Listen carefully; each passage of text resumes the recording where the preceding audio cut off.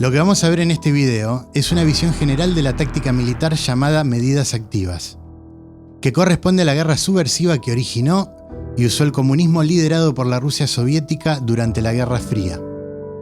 Hoy en día esta metodología de guerra se está usando por la China comunista. Sin embargo, se conectan con la basura residual soviética como Cuba e Irán, por ejemplo. Así que todo lo que está pasando en la actualidad, o por lo menos desde la década del 90, corresponde al proceso de subversión que vamos a ver. En los próximos videos voy a explicar con detalle y ejemplos actuales cada uno de los puntos que vamos a tocar en este video. Así que si les interesa el tema, estén atentos, suscríbanse y denle like y cliquen en la campanita para recibir notificaciones. Ok, empecemos. En 1983, un ex agente de la KGB, un desertor llamado Yuri Bezmenov, dio una conferencia en Los Ángeles sobre subversión. Mientras comentaba los planes de cómo la Unión Soviética planeaba conquistar América, dijo que la subversión generalmente está relacionada con el espionaje y cosas románticas como explotar puentes y actividades al estilo Hollywood. Sin embargo, hay un aspecto de la subversión que no tiene la más mínima relación con el espionaje hollywoodense clásico. Según la definición soviética de subversión, esta es una actividad agresiva distractiva para destruir el país o área geográfica de tu enemigo. Pero esta clase de acciones, de acuerdo a las leyes occidentales, no son un crimen. Y no son un crimen porque las actividades que realizan los subversivos tienen que ver más con promover e imponer ideas que hagan que la sociedad que está recibiendo el ataque entre en conflicto con ella misma. O sea, lo más importante de una sociedad libre, la libertad de expresión, se la utiliza para destruir dicha sociedad. El problema es que no lo vemos porque por una manipulación de términos, pensamos que un subversivo es aquel que va a explotar un puente o poner bombas en escuelas y comisarías. Y no, un subversivo es aquel estudiante de intercambio, un diplomático, un actor, un artista, un periodista.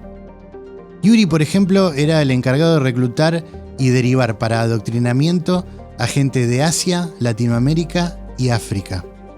Esta gente, después de ser reclutada y adoctrinada o comprada, se la mandaba de vuelta a sus respectivos países y quedaban inactivos a la espera de órdenes.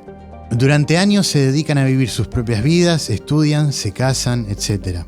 Se reciben de abogados, doctores, maestros, taxistas, peluqueros, y así es como al pasar el tiempo encontramos gente como por ejemplo abogados exitosos, sindicalistas, maestros de escuela o lunáticos que hablan con pájaros que están furiosamente en contra del capitalismo.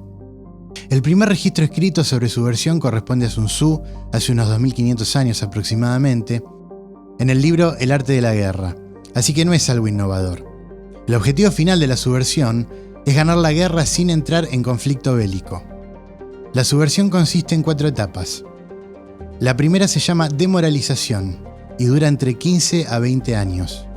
La segunda se llama desestabilización y dura 5 años. Después sigue la crisis, que dura entre 2 a 6 meses, y finalmente llega la normalización, que es la nación finalmente conquistada. La primera, a la que denomina demoralización, tarda unos 15 a 20 años para ejecutarse, porque es el tiempo suficiente para educar a una generación. La tabla que estamos viendo en pantalla es la descripción que hizo Yuri Bezmenov de cómo funciona el proceso de subversión. Vemos que hay 3 columnas. La primera columna muestra las áreas que hay que atacar, la segunda columna muestra los métodos que se tienen que usar y la tercera columna nos daría el resultado. En la columna de las áreas vemos que están divididas en 3 puntos: ideas, estructura y vida. En el área de ideas, el primer punto sería la religión y el método de ataque sería politizarla, comercializarla y convertirla en entretenimiento. Y los resultados que se obtienen de esto es un deseo de muerte. Deseo de muerte se refiere a un concepto de un historiador que acuñó, que no me puedo acordar el nombre, pero básicamente lo que este historiador había observado es que todas las civilizaciones, cuando empiezan a rechazar sus propias religiones, tienden a tener actitudes autodestructivas. En el segundo punto, la educación, se tiene que ser permisivo y se tiene que relativizar los cuerpos de conocimiento, y esto produce ignorancia. En el tercer punto, los medios de comunicación, se los tiene que monopolizar, manipular, desacreditar y se tienen que producir noticias vacías. Lo que se obtiene con esto es una desinformación y miopía de la población. En el punto 4, la cultura, se tienen que promover falsos héroes y ejemplos a seguir. Y esto produce modas adictivas y comportamiento en masa. En relación a la estructura, el primer punto es ley y orden. Con relación a la ley y el orden, se tiene que legislar sin moral, y lo que se obtiene con esto es una desconfianza en la justicia. En el punto 2, las relaciones sociales, se tienen que imponer los derechos versus las obligaciones, y lo que se obtiene con esto es menos responsabilidad individual. En el punto 3, seguridad, se tiene que desmantelar los servicios de inteligencia, policía y militares, y lo que se obtiene de esto es un país indefenso. En el punto 4, políticas internas, se tiene que promover el antagonismo entre partidos, y esto produce una falta de unión.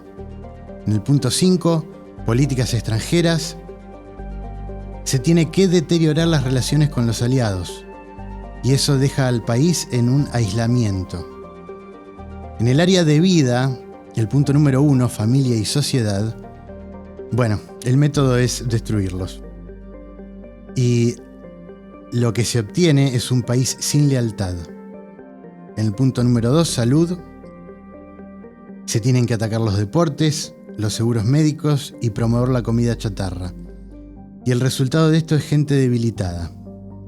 En el punto número 3, la lucha de clases, se tiene que aplastar al exitoso y romantizar la miseria. Y esto produce odio y división, o la famosa grieta, como le decimos acá en Argentina. En el punto número 4 tenemos que fomentar las expropiaciones y las tomas de tierra, y el resultado de esto es la alienación de la población. En el punto número 5, trabajo, se tiene que enfrentar a los sindicatos contra la sociedad, y eso produce victimización. Terminado este primer paso, seguimos con el siguiente que se llama desestabilización, que dura entre 2 a 5 años. Y ahí vemos que el primer punto es la lucha por el poder. Se tiene que promover el populismo y una lucha por el poder de forma irresponsable. Con esto obtenemos el gran hermano. En el punto número 2, economía, se tiene que destruir los procesos de negociación. Y lo que obtenemos con esto es que la población quede esclavizada del gran hermano.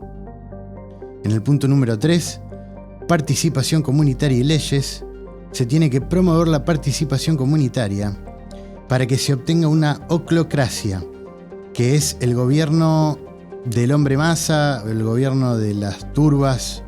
En el punto número 4, las relaciones extranjeras, se tiene que promover el aislamiento, las multinacionales y un comando central. Lo que se obtiene con esto es una sensación de prestigio, beligerancia y un estado de sitio.